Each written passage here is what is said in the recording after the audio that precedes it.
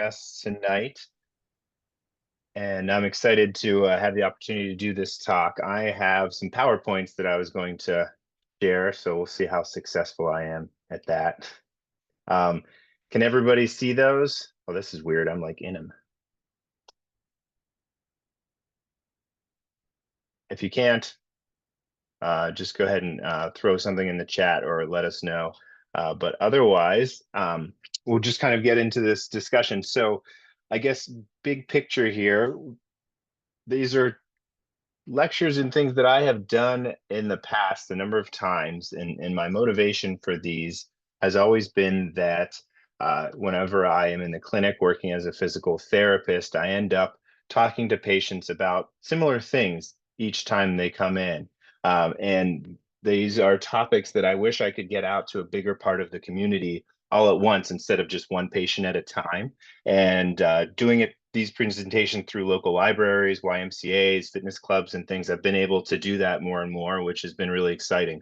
And it's something where I can kind of help people understand how they can take control of their own fitness and build up their fitness to make sure that they're living healthy lives, especially as they get older. So this is a focus of my practice, working with people as they get older and making sure that they have the ability to participate in the things they want to participate in. So this talk today is specifically about exercise and different types of exercise. Typically many of us have heard at one point or another about taking 10,000 steps or maybe even 150 minutes of exercise per week, of moderate intensity exercise per week. But I want to take a little bit of a deeper dive and try to help you all understand these concepts a little bit more, maybe understand where they came from, why they exist, and then build on those to give you some information on how you can really harness those. So just a little bit about me. This is kind of the typical stuff that I throw in here. So I'm a physical therapist. I work at Alliance Physical Therapy. We have three offices. One is in Ross Township, which is right down the road from the Northland Library. I went to Allegheny College, went to Pitt for PT school. I have a number of certifications in orthopedic care, manual therapy, and something called dry needling, which is essentially where we use acupuncture type needles to manage issues. I also work with the USA Gymnastics as a member of their medical staff. I teach at Chatham University in their Doctor of Physical Therapy program, and I've done um, a bunch of endurance races, including a number of Ironman and marathons. Uh, and I put that stuff in there for this presentation just to kind of illustrate that these are things that I am passionate about. I love to exercise, but I would definitely, one of the big points of this presentation that I want to get across is that like liking to do these things and enjoying exercise is really not normal. It's not something that we are programmed to do. It's something that we kind of have had to find ourselves forced into over the course of the last number of decades because of how we've changed the way that we live our lives. As most of you are probably aware, the average American is pretty sedentary, and we end up because of that kind of paying the price, and we're forced into moving more and finding different ways to move that maybe we weren't doing before. Whereas before we would go out and hike or be hunter gatherers or work on farms to be active. But now we're kind of forced to find ways to exercise. And when we're forced into something, even if you think you like it, you probably aren't going to enjoy it. And that's part of the problem. We end up associating negative thoughts with exercise because we're kind of forced into it. Our doctors are telling us that we need to, our scales are telling us that we need to. There are all these things making us do these things that could maybe be enjoyable if we approached it maybe with a little bit of a different mindset, or at least understood it a little bit better. So that's kind of the goal of my conversation today. And I get it. Like exercise really doesn't make sense, as tens of thousands of years ago, as hunter gatherers, energy conservation meant survival. That's how we lived. Our brains are programmed at their deepest levels to conserve energy. and intake food and intake food, high nutrient density foods like sugars and fats whenever we get a chance, and we get rewarded for that accordingly. Our brains have automatic these systems that work with via rewards, such as the internal uh, cannabinoid system and the internal opiate system that rewards us for these things. And so, and our bodies are really good at storing energy, because there are times, hundred tens of thousands of years ago, when when we did not have a lot of nutrients, and then there's times when we had a lot of nutrients. The winter, like right now, would be a relatively tough winter to live through if you were a hunter gatherer, but in the fall and summer you had a lot of nutrients to intake, so you took a lot in and you stored it in the form of fat in your body, and that's why we have fat. It's not just to annoy us. It actually has a very good purpose, and that purpose is to store energy. It's a really efficient energy storage device, so that then in the lean times you end up being able to use that fat to survive. Interesting, though, that hunter gatherers walked 18,000 steps a day. That's kind of like the best idea of what we can, when we look at individuals these days that are hunter gatherers, we're kind of seeing them walk 18,000 steps a day. So 10,000 is what we say we'd like people to do. 18,000 is what they're doing. But here's the key: is they're doing that to survive. They have to do it. They have to get up every morning to go find food and go forage and get things to survive. The interesting thing is that they sat just as much as a normal American today. So when they weren't expending energy, they were conserving energy, and they were sitting, because that's what their brains were telling them to do. They said, your brain would say, you've got the nutrients you need for the day. Now go rest and don't burn any more unnecessarily. So although one thing that you may hear a lot is that, sitting is the next smoking, right? It would be good if we wouldn't sit as much as we do today, but it is something that we've got to kind of balance our activity. Sitting isn't necessarily a bad thing.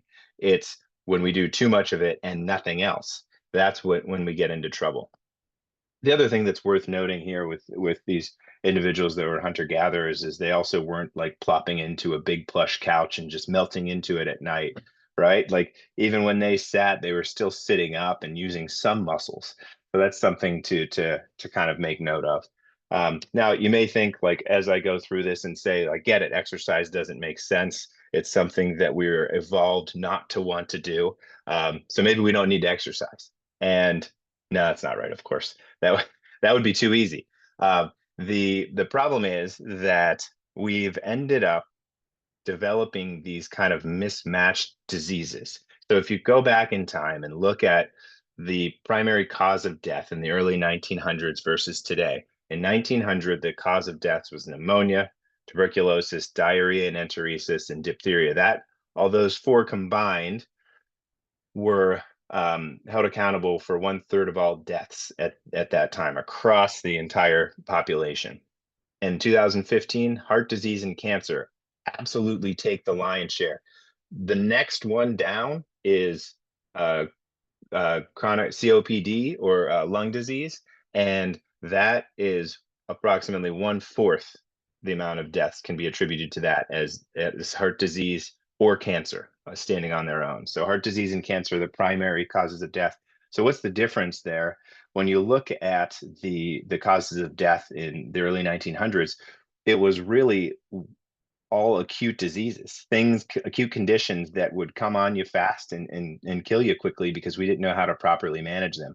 If you can say one thing about medicine over the last 100 years, is that Western medicine has done a fantastic job at catching up to the acute disease management. And we are light years ahead of where we used to be. The ability to understand how antibiotics work, understand even what germs are. Like, these things were things that we didn't know prior, in the early 1900s. This has made a huge difference in our ability to fight acute diseases. Now we're kind of stuck with these chronic diseases and chronic inflammation. And these things are a little bit harder to fight, and our lifestyle doesn't help us fight that. why did we have such a big change? One very reasonable argument is in the early 1900s, people simply didn't live as long, so they didn't get to the point where these heart diseases and cancers got a chance to really take hold. These and why didn't they live as long? It's because we take better care these days of these acute conditions. The other thing to kind of bake into this is to understand that people used to be much more active than they are now. So if you look at like the base reason, and this is kind of getting into another talk, but the base reason for this heart disease and cancer is oftentimes some level of inflammation. We carry some level of chronic inflammation in our system that's caused by a number of factors, and this can result in these issues kind of taking hold and taking place.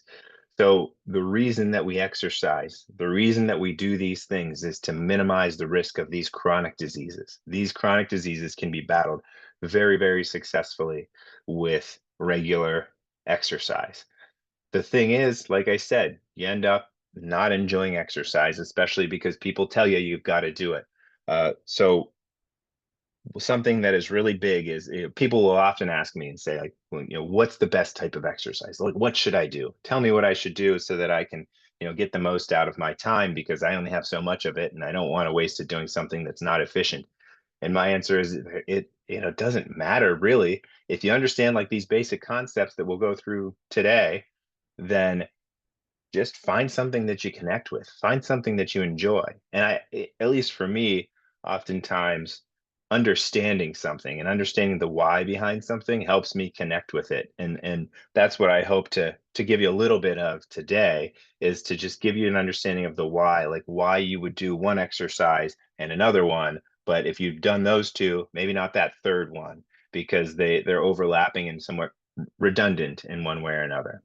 So this is really what I want you to kind of understand, and that's where I kind of put together this concept of the exercise pyramid, playing off of the food pyramid a bit. But that's about as close as I could get. And this is my like poor graphic that I put together over there. But there are kind of three major forms of exercise when we're talking about different types of exercise.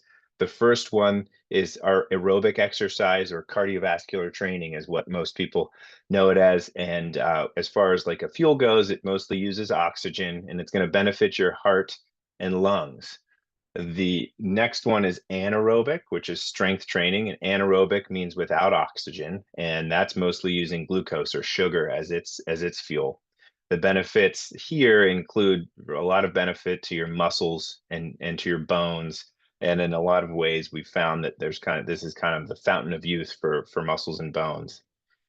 The third form of exercise is kind of a combination of your muscle coordination, strength, and a little bit of aerobic capacity. And it's neuromuscular training or balance training. And you could we'll go through some specific types of this, but this type of training really is benefiting how your brain talks to your muscles and maximizes function and in your coordination to prevent things like falls, like these catastrophic events that we really want to avoid. But also it's taking the things that you put together, the things that you're working on, the aerobic system and the anaerobic system, and making it into something like beautiful, something functional. This is where like the elite athletes are born, right? Someone could be super, super strong or maybe have a really good cardiovascular system, but if they can't neuromuscularly put things together, then they're not going to amount to much from an athletic perspective. Now, we're talking about like the top tier athletes there, but this applies to all of us. It applies to us and our ability to go bowling on Saturdays and do it in a way that we're not going to hurt our back. It applies to us, getting out on the soccer field as a youth athlete and being able to enjoy ourselves instead of being frustrated by the fact that we're not doing the way we want to, doing this the way that we want to. And practice comes into a play here, right? We can all do better at things if we dedicate some time to it. So what I want to do is kind of break out into each of these different categories, starting with the aerobic or cardiovascular exercise. So cardiovascular exercise, things like getting on a bike, going for a walk, going for a run, doing a rowing machine, swimming.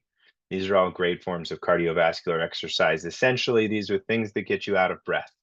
Like if you're doing them and you're getting out of breath, then you're using that cardiovascular system. Your heart rate increases, and you start to tap into that cardiovascular system using oxygen as the way to kind of get keep moving, but then you're breaking down some of the calories that you have in your body and benefiting things from that perspective of like we call it burning calories, right? Um, and this is where the American Heart Association points a lot of its research in the cardiovascular exercise. And it's with good reason because they're worried about your heart and lungs, your ability for those to function. So, and let's go back a few slides to the primary cause of death in the United States today being heart disease. So it's pretty darn important that we focus on our cardiovascular system. And the American Heart Association says that we need to have 150 minutes of moderate intensity exercise per week. If you see that RPE equals number 4 there, or 4 plus, that we go to the next slide, you can see this is the rating of perceived exertion scale. Now, this scale is put out there in a few different ways, but this 0 to 10 scale is the one that really makes the most sense to the most people.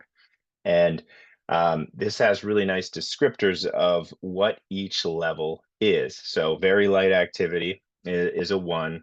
Uh, Basically hardly any exercise. Essentially, you're awake. You're awake and breathing at this point. And that's a 1. And then we kind of slowly go up to that moderate level of activity. So you're breathing heavily and can hold short conversations, still somewhat comfortable, but noticeably more challenging. So this is where you want to be, around this like 4, 5, 6 level of activity for 150 minutes per week.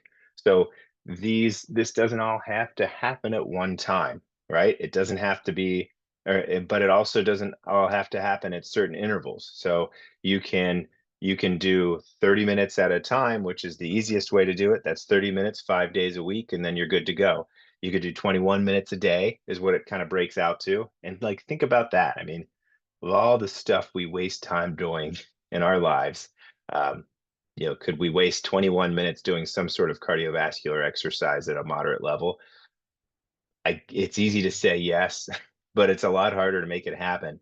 Um, and that's why, just like looking at it from a mathematic perspective, you're like, come on, why can't I do this? I should be able to do this. But it's because, if you remember going back a few slides, our bodies don't want to. Our brains are programmed to say, no, why would we do this for no reason?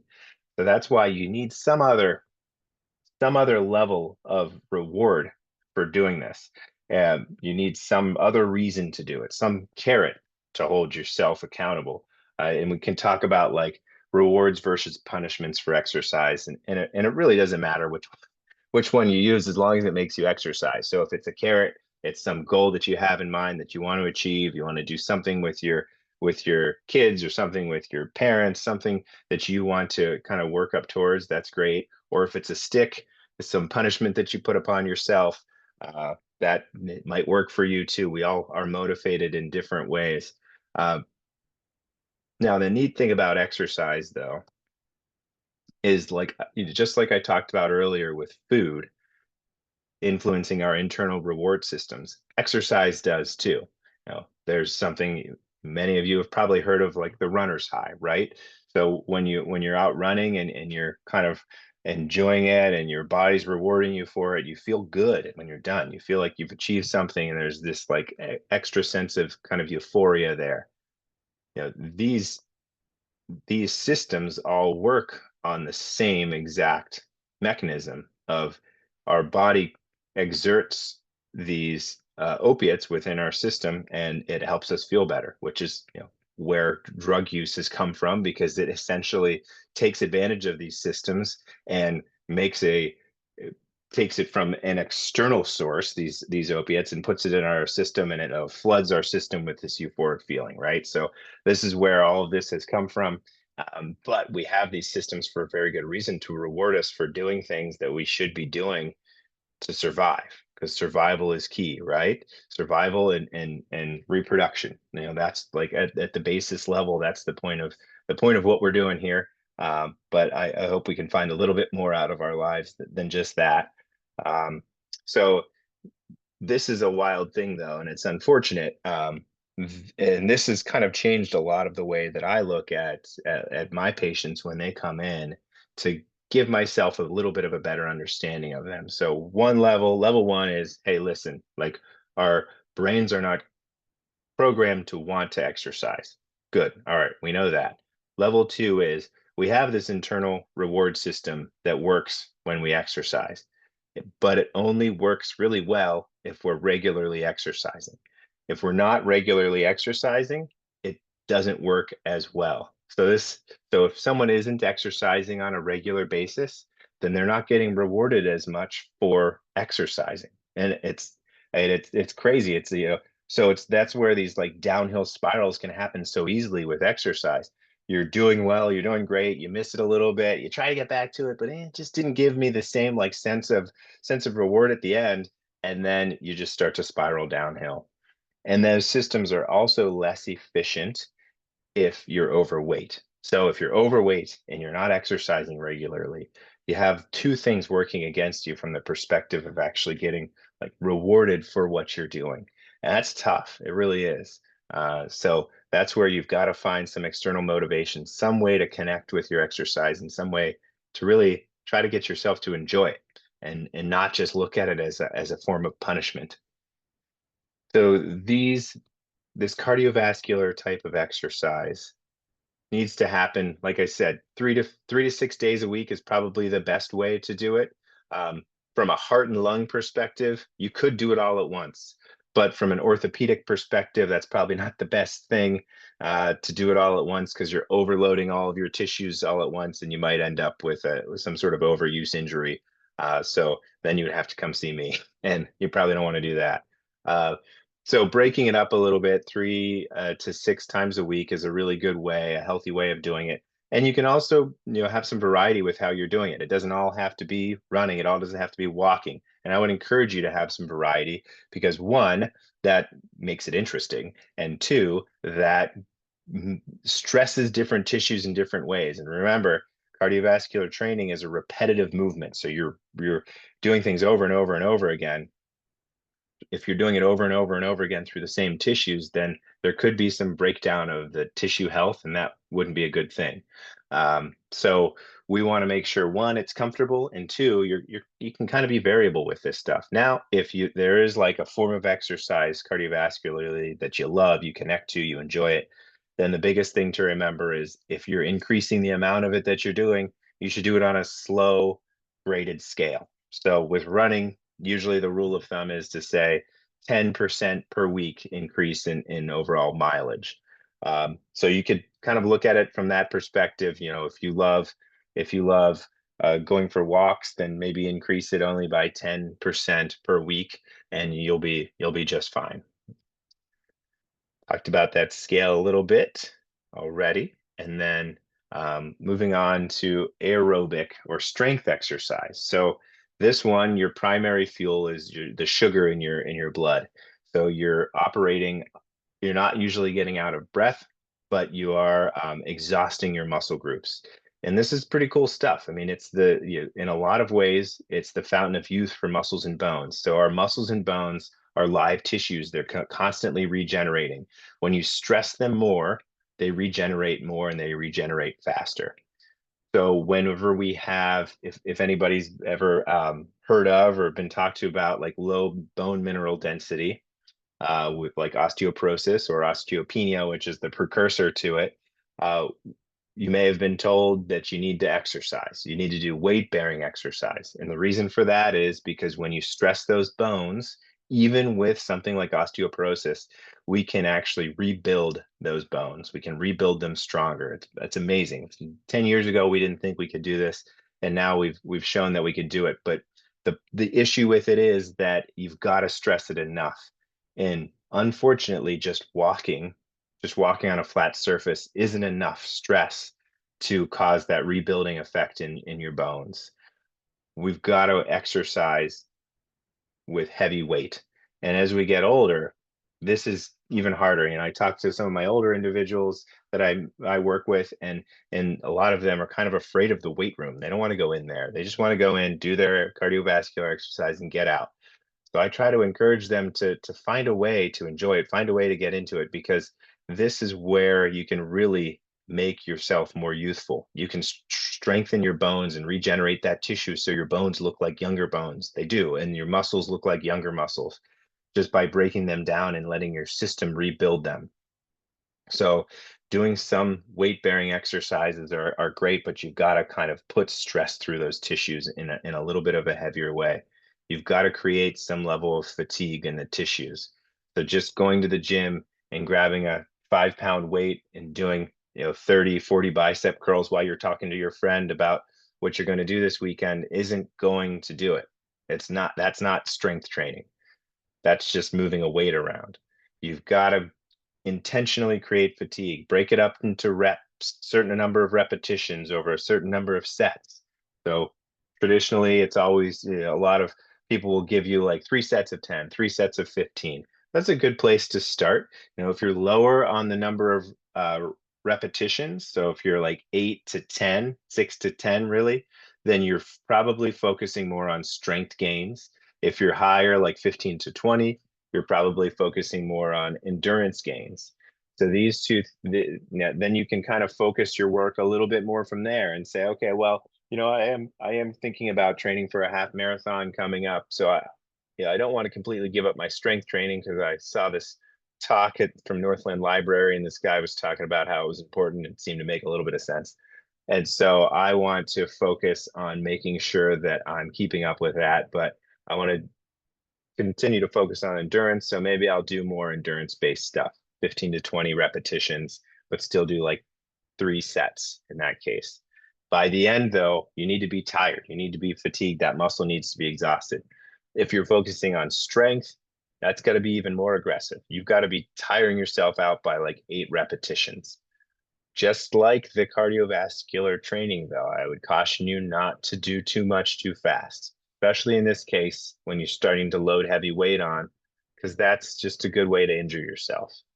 And if you are slow and intentional with how you progress this stuff, then it can be really, really beneficial to you. If you do too much too fast, you could injure something. Hopefully, you come to see a good physical therapist, and we'll get you back into the game, get you back into doing this. What I really don't want you to do is go do it and do it incorrectly and then just say, no, it's not for me, because it is for you. It really is. It's something that we should all be doing. And especially as we get older, we should all be focusing on it even more. Um, so focusing on slow graded improvements. If you're going to do it, you should write down a plan and have that, and you try to execute it. And again, another focus on being slow is as you go through that resistance. So there's some pretty interesting techniques out there that actually would have you go so slow as to do 10 seconds for one half of the repetition. So if you're doing a bicep curl, it's 10 seconds to pull it up to your shoulder, and then 10 seconds to let it go all the way back down. And that's one repetition. I've done that stuff before, and it is absolutely exhausting because your muscles are just under a load for so long. And this stuff has been shown to really, really enhance how fast we gain strength. And the other cool thing about it is the slower you go, the less weight you need to use to create this fatigue and break down this muscle tissue. So then it's a little bit of a safer way to exercise, especially when you're first getting into it. So think about that kind of stuff. I mean, 10 seconds is a lot. Could you start with 5 and see how it goes? Sure. Yeah, these are things that we can absolutely do. Now, another key factor to keep in mind here is that you've got to rest these muscles. You're intentionally breaking these tissues down to create stronger, healthy tissues. So you've got to give yourself some time on the couch to let these tissues recover. So what I'm saying is 2 to 3 times a week of strength training. Anything more than that is going to probably end up breaking things down faster than it can rebuild, and then that could result in an overuse injury, and or even just a traumatic injury if you're overloading it and not letting it recover, you could end up with like tissue tears. So you've got to give it that chance to recover, but don't use that as an excuse to not do as much, right? Because if you've got to kind of, what I usually say is you've got to earn the rest. You've got to work hard enough to earn your rest. If you're not working hard, then you didn't earn your rest, and you should probably do something else. But if you really you work yourself hard enough, and enjoy that rest. That's your time to kind of relax. From a priority perspective, when it comes to strength training, I would prioritize in this order, the major muscle groups: core, legs, arms. So core is absolutely important. If you don't have a strong core, then it doesn't matter how strong your biceps are. You can't pick stuff up. You're gonna collapse, fall over, or hurt your back.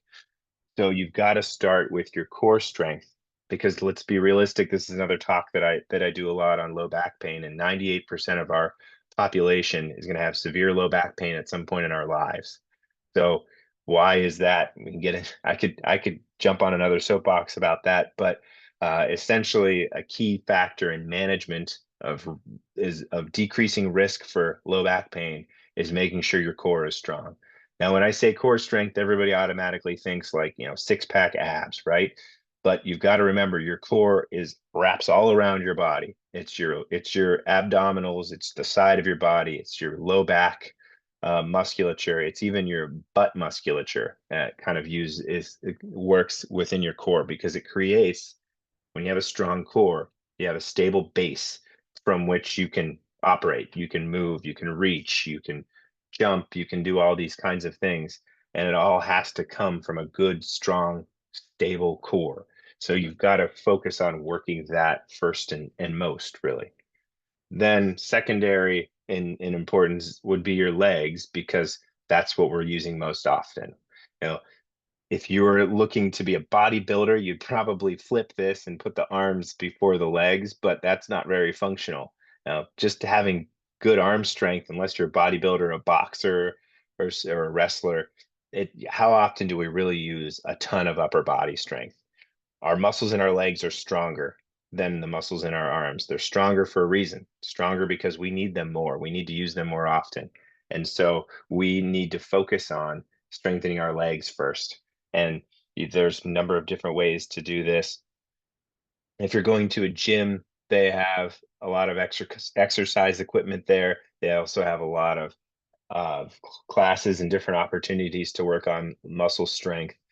The exercise equipment that they have, like you call it like circuit equipment, or Nordic equipment, or Nautilus equipment, sorry, is good because it isolates specific muscle groups and keeps all the other ones safe while you're exercising.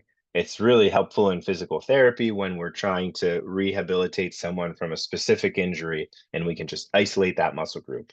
But here's the problem: it's not as functional. It does, like, just isolating your quadriceps and extending your knee back and forth isn't something that we ever really have to do over the course of our day. It's good to isolate the muscle and make it strong, but it doesn't translate into function very well. So doing other exercises like squatting, even deadlifts, which is something that you would want to kind of get some information from a trainer or a physical therapist to understand a little bit better. These things are really good ways to strengthen the whole system. Now we're incorporating, if you're doing a deadlift, you're incorporating your core, your legs, and even a bit of your arms and shoulders into the mix. So those are good, big functional movements that can go a long way. So these things, what I would say is, if you're going to go to a gym and try some of this out, start with the isolated muscle groups. Start with those circuit machines. They're safe, they're easy, and just get comfortable with those. Start to challenge yourself, create fatigue, increase the number of sets, increase the weight, try to decrease the number of repetitions to a point where you're getting maybe around 10 or 12, and it's pretty hard. This is a way to start challenging yourself in a relatively safe way, and then you can start to branch out a little bit into other forms of strength training where you're doing more complex movements like squats and deadlifts, or Turkish get-ups, or Romanian deadlifts, Bulgarian split squats, all these crazy, scary things that people talk about around gym circles. But they're really not that scary. It's just they give them Eastern European names, I think, to sound scary. Um, so they these are things that are really good for taking and translating the strength that you gain into action and function. And that's kind of the last aspect of the exercise pyramid that I want to talk about is your neuromuscular exercise, or kind of balance exercise is maybe a little bit too specific of a term, but it's like functional exercise is probably a better term for it. The fuel for this one would be mixed because you're probably getting a little out of breath and you're also really fatiguing your muscles. But it's going to help you maximize your function and as you get and avoid catastrophic issues like falls and things of that nature that you want to try to avoid. So you've got to, I also call it like movement awareness exercise. So there's different, this is like a pretty broad group of exercises. You can do like like I said before, I would categorize the functional strength training as kind of neuromuscular exercise, but it's also very anaerobic exercise where you're fatiguing the muscle group. So doing heavy squats or deadlifts, but other things that are a little bit more focused on, hey, slowing it down. Let's not load the system too much. Let's focus on internally how we're moving and how we're going about this. So yoga is a really great example of this. Just taking time to understand your body a little bit better and how it moves and how you can kind of perform little nuanced tricks of breathing, breath control, what you're doing with your feet, how your toes are even engaged to understand your position of your body. This stuff is really good if you take the time and connect to it. Now, yoga, Pilates is very similar to yoga, where the Pilates is just a little bit more focused on your core and things kind of branching out from the core, but it's very movement aware. Dance is another form of movement aware exercise. Bar, which is where you use like a ballet bar to do different types of exercise. These are all things that are really, really great, and there's probably who knows. I mean, tons more on this list that you could add to it. But this is where talking about earlier, like finding some sort of exercise that you connect to. This is it. Like this is kind of the pinnacle of what we want to get to. You want to do enough cardiovascular training and enough strength training to get you to be able to do this stuff well and safely because you should enjoy this. Shouldn't be the stuff that you're like, oh man, I don't want to go to yoga tonight. If you don't want to go to yoga tonight, you shouldn't. You should go somewhere else. You should go find a ballroom dance club that you can join. Go find a bar club. Go play tennis. Like this is the stuff that is the reason that we're doing these exercises. This is what you should enjoy doing. But it's good to be able to take your time with some of these things and do some like just body awareness, stretches, understanding the body. And if you just go into playing, I use the example already of tennis without thinking about it and just playing, that's enjoyable. But you're, again, opening yourself up for injury because you're not doing it in a way that you're aware. You're just kind of going out and doing it. A big recent craze among all age groups really has been pickleball, right? Um, and pickleball initially comes across as a sport that is like low impact. You don't have to move around a lot. You're using eye-hand coordination, a little bit of competition. It's a lot of fun. Um, but guess what? There's plenty of injuries in pickleball too. There really are, and it's not just the older people that play pickleball. I've seen a couple of people have torn Achilles tendons, and they're in their like mid 30s, 40s because of pickleball. These are things that if we're not ready, if we didn't do enough strength training, didn't do enough cardiovascular training to build up to this stuff, this neuromuscular stuff, then we can kind of open ourselves up for some issues. So it's good to be aware of this stuff and understand that this is kind of the goal of what we're building up towards. And 1 to 2 times a week, I wrote down there, but that's kind of the minimum. Like you could do this more if you have time, if you're enjoying it, but don't don't completely ignore this other stuff, the aerobic and anaerobic training, for the sake of just doing the neuromuscular stuff, because you eventually will get weakness. And a good example of this is I treat a lot of runners, and runners are so weak. in their hips. I mean, it's shocking. Like they could run 55 to 100 miles a week, but if I test their outside of their hip strength, it just melts right down like a hot knife through butter. And it's because they've just only move in one direction. You know, if I test like a trail runner who is moving side to side, jumping over things quite a bit more, 9 times out of 10, their hips are actually pretty strong. But if I'm testing someone that's running on the road who only goes straight, then their hips are going to be pretty weak very, very often. Not bad, say 9 times out of 10. I can almost bet on it when I see them walk into the room. So you can develop asymmetries if you don't focus on, oops, wrong way. If you don't focus on this other stuff, you can develop asymmetries, you can develop weakness in other areas, and you can, so that, you know, this is why you want to kind of focus on all three of these to really create a good, strong foundation from which to work. Now, this is kind of where I would leap off to say, like, sometimes from a physical therapy perspective, people don't really understand what we do in physical therapy. And guess what? I just gave you the answers. Like, this is what we do in physical therapy. We try to harness the power of exercise to help optimize your movement. So we're trying to use cardiovascular strengthening and cardiovascular improving cardiovascular fitness and strength training to help you optimize your movement, optimize your function, do this stuff that you want to do better and safer. So if you want to be able to shoot archery on the weekends or play basketball, like, these are the goals that we set, and we use the strength training and cardiovascular training to build you up to be able to do it in a safe and pain-free manner. That's essentially what we try to get to in physical therapy. And with that, it's, you know, I'm obviously biased towards physical therapy, but we can treat a ton of different conditions. Anything that's really limiting your movement throughout the day: pain, low back pain, arthritis, dizziness, balance issues, sprains, fractures, post-operative care, weakness. You know, you don't have to be in a car accident and have a whiplash injury to benefit from physical therapy. Even asymmetries or certain weaknesses, you can come to physical therapy, and it's something that's worth having a look at. And physical therapy doesn't have to be a situation where you're coming, 3 times a week for like 8 weeks. It could be very often. In my case, it's something where you're coming once a week for a few weeks, maybe taper it off, see you in a month, and then maybe see you in 3 months. And, if you're doing a good job, then you're progressing well. Uh, and physical therapists have gotten to a point where we are the primary care practitioners for musculoskeletal movement injuries, essentially issues with how you're moving.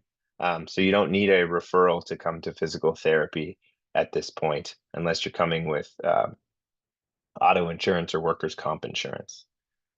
Um, all right. I think hopefully, yeah, good. Okay. I left enough time for questions. And so if anybody has questions, we can either I'll stop sharing my screen. Oh, here, before I do, this is where I'm located in Ross Township, Pines Plaza, right near where Kelly O's is. I'm right next to Kelly O's Diner in Pines Plaza. And if you have any questions that you don't want to ask the whole group, then you can write down my email there, colin.gundling@alliancephysicaltherapy.com, and I'd be happy to answer any questions you might have. All right. So, what questions, if any, do people have? Do you take UPMC insurance? Good question. So UPMC insurance, we're a private practice, and so UPMC insurance doesn't tend to like to play nice with private practices, and they don't let us into their network. That said, if you have a plan that has out-of-network benefits, often UPMC insurance has such high copays that we can make it very comparable to come see us on a non-copay rate, like on an out-of-network rate. So it's worth looking on the back of your card and seeing if you do, or you could call us with that number, and we can give your insurance company a ring and see what they have to say. But yeah, UPMC is one challenge for us, but we can oftentimes get around it. Can you suggest a couple of core exercises? Sure. So, from the for the sake of simplicity, like we've got kind of four sides of our core, right? We've got the front, we've got the back, and in each side. Um, and if we, a great way to like measure your core strength is to simply do a plank. So you're on your elbows and your toes. Your butt shouldn't be way up in the air like you're doing a pike. It should be pretty level. And you can try to see how long you can hold that. There's some pretty good evidence to say that if you can hold it more than 2 minutes, your risk of low back pain is significantly lower than someone who can't. So 2 minutes is always a good number that I kind of have people shoot for. But if you try it, two minutes is tough. It really is tough. So working on planks, like on your elbows, doing a bridge where you're lifting your back up, your knees are bent and you're lifting up. If you just write these down as I say them, and you can look them up and figure and find them. And also side planks, like propping yourself up on your side and going up and down. So that like a plank series kind of like that is a really good way to do some good core exercise without really any equipment at all. But then if you're going to the gym, there are other machines that are really good for that. There are machines that are there. It's called the Roman chair, where you're hanging off of the front of it and you're extending your back up and down. And you can add weight to it or do it with no weight. It's a really great. It kind of can look intimidating, but it's a great safe exercise to do. And then there's some rotational core stuff at many gyms where you would like could kind of be in the machine and rotating side to side. But one thing that I would point you towards, especially when if you're really concerned with core strength, is something like Pilates or yoga, because it helps you kind of like focus in on what your core is doing instead of just going and just doing it without thinking about it. So Pilates and yoga can be a great way to kind of get a good baseline awareness of how you're doing things with your core. Do you create custom training plans for customers that just want to work on overall strength? Good question. So we in physical therapy, we treat like from the perspective of injuries typically. Now, once somebody rehabs from an injury, I'll give them a program that kind of focuses on a lot of different things that we need to focus on. But when it comes to like just general strengthening programs, I usually don't do that. Usually I reserve that for personal trainers, and I know some good ones around. But the exception to that would be like in the cases of like running. I'll do some of that stuff with runners, like performance assessment for runners. But otherwise, I kind of leave that to personal trainers. Are there exercises that would help with osteoporosis in the neck? What do you think of OsteoStrong? I have concerns on some of the machines there. Okay, so osteoporosis is a good question. Good, and it's a topic like I could talk for another hour on it, for sure. But like what I said about the strength training, we've got to load those tissues. And with our osteoporosis, we have to load specifically through those tissues. Um, and that means doing a squat is not going to help your neck osteoporosis. You've got to put some load through the neck. So that can be a little bit difficult at times because when you're loading through the neck, there's a lot of little muscles that you need to be aware of, not over stressing. Uh, honestly, I don't know Osteo Strong. I'll have to look that up. You have some concerns on the machines. Um, I'd have to look it up, but I would be concerned about just jumping into like a neck strengthening program without any specific guidance. And this is an area where a physical therapist can definitely come into play to assess your weaknesses and strengths and give you some good guidance on how to approach these ways to improve your bone mineral density in your neck. Like this is something that is in the purview of what a physical therapist does, like exercising kind of from like a medical perspective. So we wouldn't necessarily call this an injury, but it's exercising from a medical perspective. If you were saying osteoporosis of your femur, I would say squats.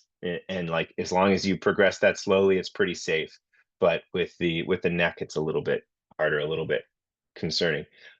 Ruth asked if I recommend any personal trainers. Yes, but I would probably like want to kind of talk to you a little bit more. Even you could just email me like a little bit more one-on-one so I know what your goals are because different personal trainers have different styles and things, and I'd like to try to get you kind of connected with one that seems to be uh, kind of jive with what you want to be able to do.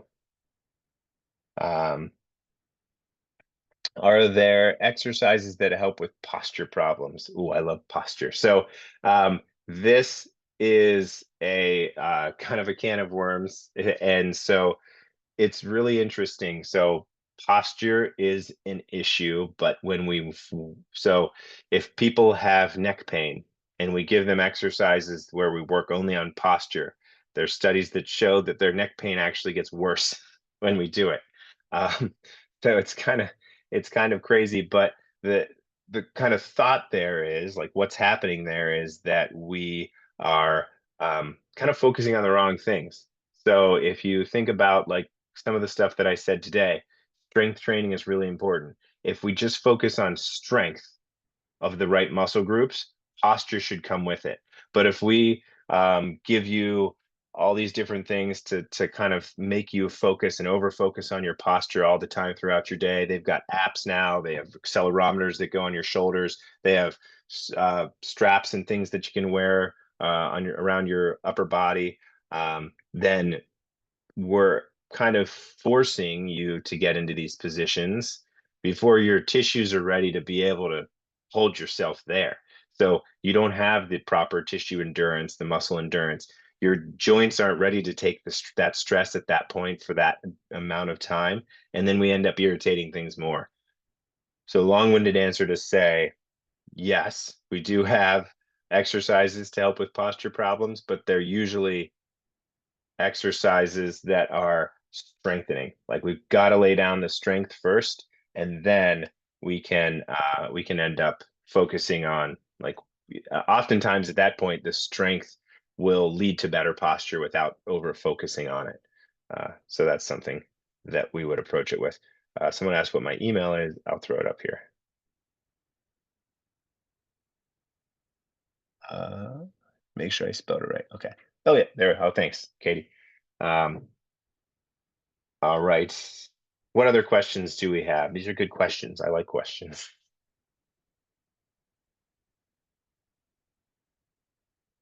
While people are thinking of their other questions, uh, this is like I said, I've done a lot of these talks over the course of the years, focused on like balance issues, focused on low back pain, osteoarthritis, inflammation. Oh, there are others, but this is something that I'm happy to do more of. I enjoy doing this stuff, kind of reaching out to the community and letting them know. What a lot of it is kind of giving them some education on these common issues, these common concerns, and these common issues are all kind of based out of a similar issue of just like we don't like to move.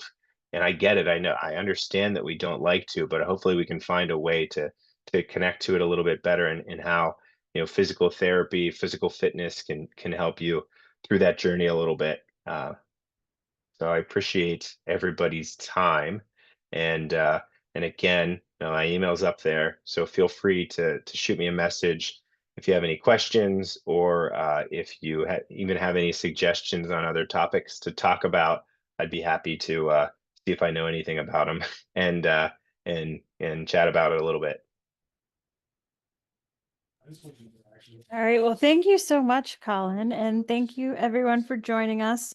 I will send a follow-up email with Colin's email as well in case you didn't get a chance to copy it down now. And so you can reach out to him as well as the recording in case there's anything you wanted to go back and rewatch from the presentation. But again, thank you everyone for joining us. Big thank you to Colin, and we'll talk to everyone later.